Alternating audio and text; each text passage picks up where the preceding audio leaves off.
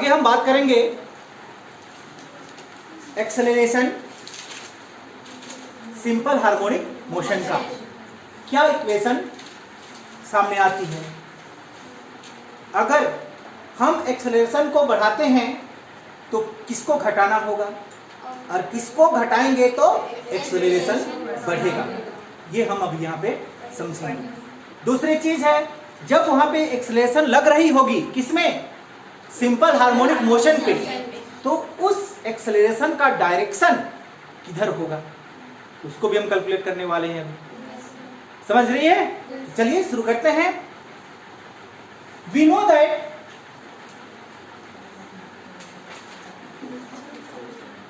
Velocity,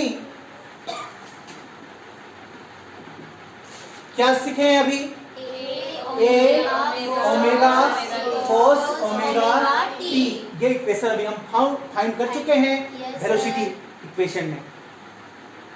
अब ये velocity equation को हम क्या कर दें, टाइम के रेस्पेक्ट में डिफरेंशिएट कर दें तो हमको क्या मिलने वाला है, एक्सेलरेशन मिलने वाला है। क्योंकि हम जानते हैं एक्सेलरेशन इक्वल टू क्या होता है, वेलोसिटी बाय टाइम होता है कि नहीं? चलो, तब acceleration equal to velocity by time.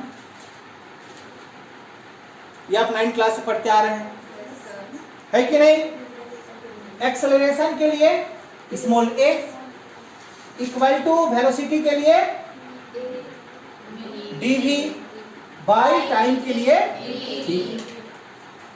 बात पकड़ में आया?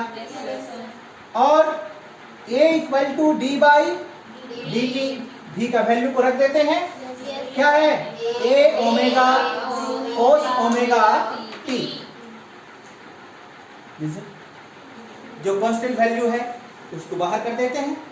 बोलिए यहाँ पे कांस्टेंट वैल्यू कौन कौन है, ए और ओमेगा, क्योंकि एम्पलीट्यूड भी कहीं कभी नहीं बदलने वाला। और जो हमारा ओमेगा यानी कि एंगुलर वेलोसिटी है वो तो कांस्टेंट एंगुलर वेलोसिटी है, वो भी चेंज नहीं होने वाला। तो उसको बाहर निकालिए, क्या मिलेगा, A omega D by D T cos omega T.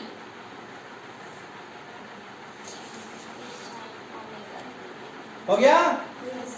चलिए आगे बढ़ाइए इसको। a equal to A omega cos का डिफरेंशिएट करेंगे, क्या होगा, माइनस साइन होता है ना? कोस का डिफरेंशिएशन क्या होता है, माइनस साइन होता है, और साइन का केवल कोस होता है। तो कोस के बदले में हम क्या लिखने वाले हैं, माइनस साइन ओमेगा टी। एक बार ओमेगा टी को डिफरेंशिएट करेंगे तो क्या मिलने वाला है, फिर से ओमेगा। लिखें या पीछे समझ में आएगा? यहाँ पे लिख दें, लिख दें। चलिए, कोस ओमेगा टी के बदले में क्या डिफरेंशिएशन आया, माइनस साइन ओमेगा टी। फिर ध्यान दीजिएगा, डी बाई डी टी, दूसरा टर्म हमारा क्या पकड़ेंगे, ओमेगा टी।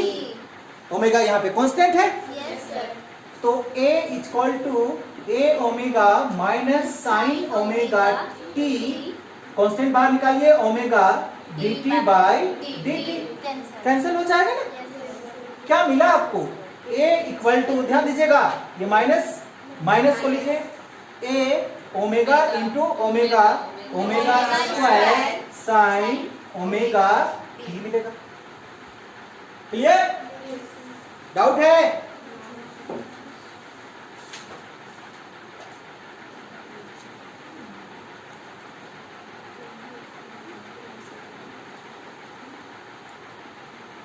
क्लियर है? किसी को पूछना है, नहीं पूछना है?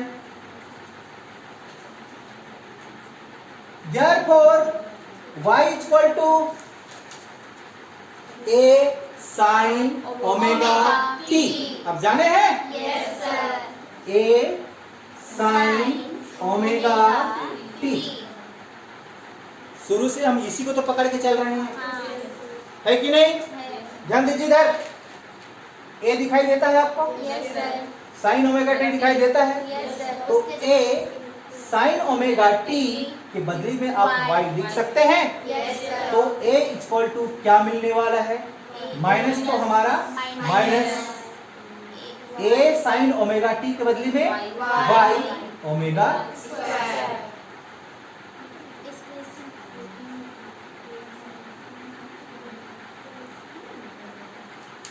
क्या बात पकड़ में आए? देखना बुक में अगर ओमेगा को पहले लिखा है इससे कोई मतलब नहीं है।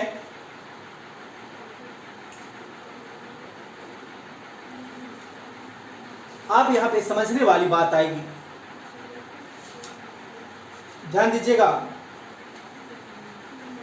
ये क्या बोल रहा है उसको, ओमेगा तो आपका क्या है, कांस्टेंट है, ये तो कभी बदलने वाला नहीं है। y यहाँ पे क्या है, डिस्प्लेसमेंट। जानकारी के लिए हम बता दें, यहाँ पे जो माइनस साइन दिखाई देता है ये माइनस सिर्फ अपोजिट डायरेक्शन को दिखा रहा है, इस माइनस से आपको कोई भी लेना देना नहीं है। बात पकड़ में आया आप? तो अगर माइनस से हमको कोई लेना देना नहीं है, ओमेगा हमारा कांस्टेंट है, तो a किसके बराबर आया, y के बराबर आया। नहीं पकड़ पाई, नहीं पकड़ पाई, एक बार फिर से। ओमेगा क्या है, कांस्टेंट है, ये बदलने वाला नहीं है। माइनस का हमको कोई मतलब नहीं है, माइनस का क्या मतलब है, सिर्फ ये अपोजिट साइन को दिखाता है। मैथमेटिकल्स बनाते समय आप यूज नहीं भी करेंगे तो भी कोई फर्क नहीं पड़ने वाला है, माइनस का यहाँ पे कोई काम नहीं है। माइनस का मतलब ही है कि ये उल्टा डायरेक्शन को दिखाता है, कि एक बार हमारा प्लस में जाता है और एक बार माइनस में आता है, सिर्फ उसको दिखाता है ये। ठीक, अगर इससे हमको कोई वास्ता नहीं, ये हमारा कांस्टेंट, तो a किसके बराबर, y के बराबर। काहे नहीं समझ रहे, a किसके बराबर, y के बराबर। y यहाँ पे क्या, y क्या है यहाँ पे, डिस्प्लेसमेंट। अगर y बढ़ाएंगे तो क्या बढ़ने वाला, एक्सेलरेशन। हाँ, क्योंकि a इक्वल टू क्या है, y बढ़ेगा तो एक्सेलरेशन को बढ़ना होगा, एक्सेलरेशन को बढ़ाएंगे तो वो डिस्प्लेसमेंट को बढ़ना होगा। ये सीख लिया यहाँ पे, पकड़ पा रही है बात को? चलिए इसको हम थोड़ा सा इजी वे में समझते हैं, ध्यान दीजिए। आप जानते हैं फोर्स इक्वल टू क्या होता है, मास इनटू एक्सेलरेशन। मास तो क्या है, कांस्टेंट होता है ना। कोई भी आप ऑब्जेक्ट ले रहे हैं और उसका क्या कैलकुलेट कर रहे हैं, फोर्स कैलकुलेट कर रहे हैं, तो उसका मास क्या बदलने वाला है, तो क्या बदलेगा, एक्सेलरेशन। एक्सेलरेशन बदलेगा तो कौन बदलने वाला है, फोर्स बदलेगा। यहाँ इसका हम बात कर रहे हैं, हम इस रिलेशन को इससे कंपेयर करके आपको दिखाना चाह रहे हैं। अब देखिए कि आप जानते हैं force equal to mass into acceleration होता है, तो किसी ऑब्जेक्ट का अगर आप मास कैलकुलेट कर रहे हैं तो उस केस में उसका मास वेरिएबल होगा क्या, नहीं होगा। 10 किलो है तो वो 10 किलो ही रहेगा, कि एक्सेलरेशन में जाएगा तो वो 2 किलो हो जाएगा, 10 किलो ही रहेगा। तो उसका एम क्या होने वाला है, कांस्टेंट होने वाला है। तो यहाँ पे बदलेगा कौन, एक्सेलरेशन। अगर एक्सेलरेशन बदला तो फोर्स बदलेगा, बदलेगा कि नहीं बदलेगा। अब इधर आइए, आपने क्या सीखा, डिस्प्लेसमेंट बदला था तो एक्सेलरेशन बदला था। तो यहाँ पे आपका एक्सेलरेशन बदल रहा है तो फोर्स बदल रहा है।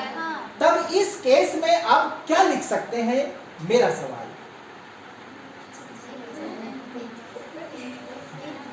चलिए एम यहाँ पे क्या है, कांस्टेंट है, तो F is directly proportional to the F। आप लिख सकते हैं क्या, नहीं लिख सकते हैं।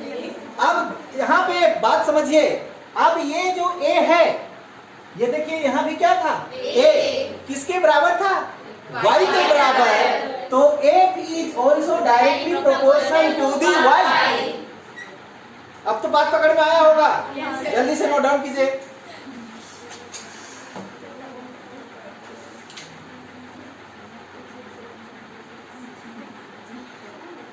फिजिक्स है,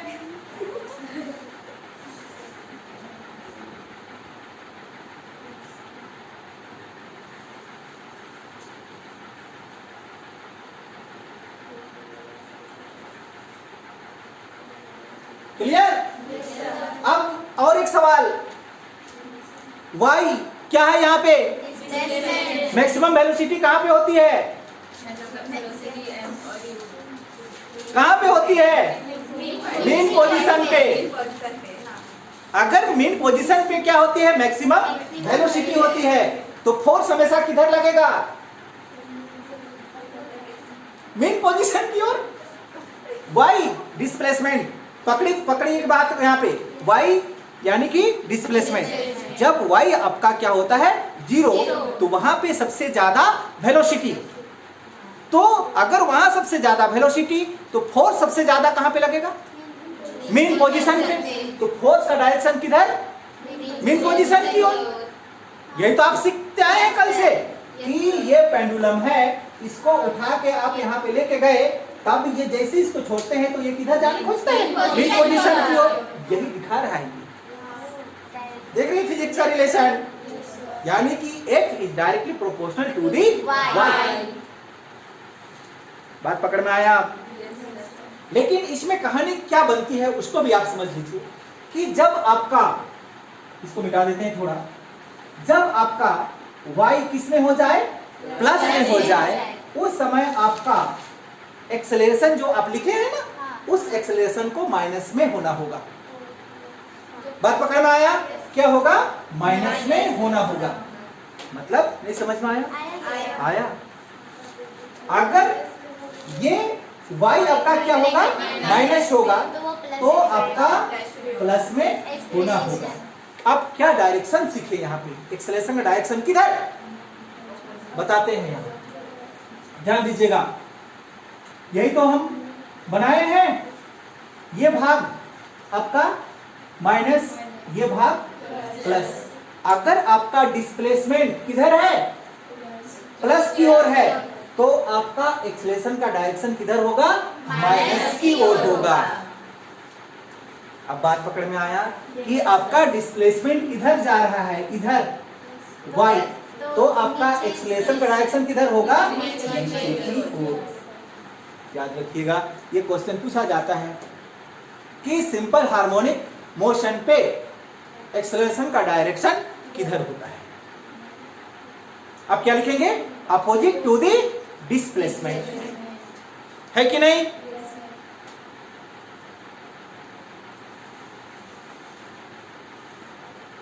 हो गया? And F is always directed toward the किधर? Mean position. ये बात भी आप यहां पे नोट करेंगे। डायरेक्शन पता चला? एक्सेलरेशन का डायरेक्शन सिंपल हार्मोनिक मोशन को किधर लगता है? Opposite to displacement. ये बातें आपको क्लियर करा देगी। y का मतलब समझ में आता है, डिस्प्लेसमेंट है, a का मतलब एक्सेलरेशन। अगर आपका एक्सेलरेशन किधर की ओर है? प्लस की ओर, तो आपका एक्सेलरेशन का डायरेक्शन किधर होगा? माइनस की ओर। बात पकड़ में आया? और यही इसी इक्वेशन की वजह से मौत में जो मौत का कुआं देखिए ना, उसमें जो गाड़ी को घुमाते हैं ना, घूम पाता है, क्योंकि एक्सेलरेशन किधर लगता है? हमेशा सेंटर की ओर। जब वो ऊपर जा रहा है तो वो नीचे आ रहा है, तो फिर वो सेंटर की ओर, हमेशा सेंटर की ओर क्यों आ रहा है वो। बात पकड़ में आया?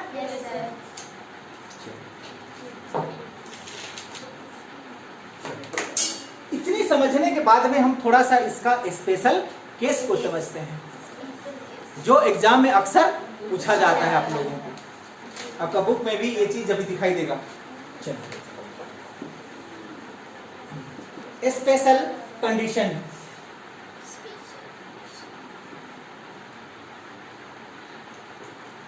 स्पेशल कंडीशन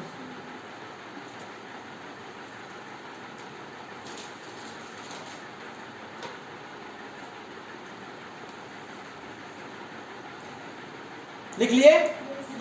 ए यहां पे क्या है आपका? एक्सेलरेशन। इज मिनिमम, इज कब होगा मिनिमम? बताइए, मिनिमम कब होगा? ए इज मिनिमम कब होगा? आपने यहाँ पे क्या सीखा? A is directly proportional to the Y, तो वाई को 0 कर दीजिए, ए 0 हो जाएगा। होगा कि नहीं होगा? डायरेक्टली प्रोपोर्शनल है। व्हेन बोलिए y is equal to 0 then a is equal to also 0।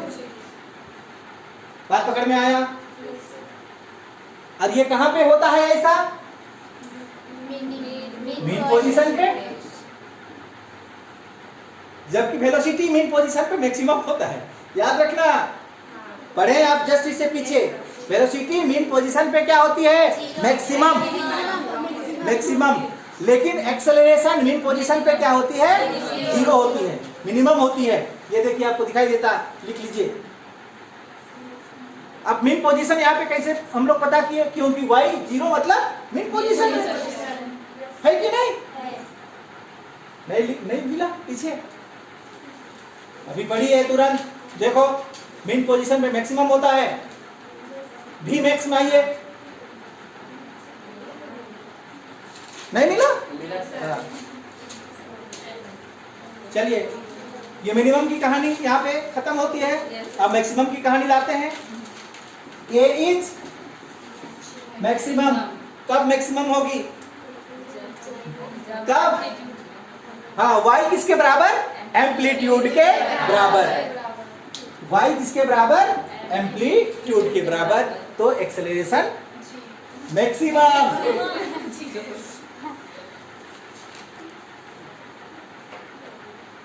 Clear?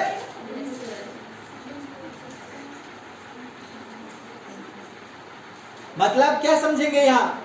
A max यानी कि मैक्सिमम एक्सेलरेशन इक्वल टू, हमारे पास में नेगेटिव साइन था क्या? माइनस ए ओमेगा स्क्वायर। ये वैल्यू हम कैलकुलेट कर चुके हैं। हो गया? क्लियर? पूछना है? ये वैल्यू तो हमने निकाल लो। 5 मिनट का थोड़ा सा।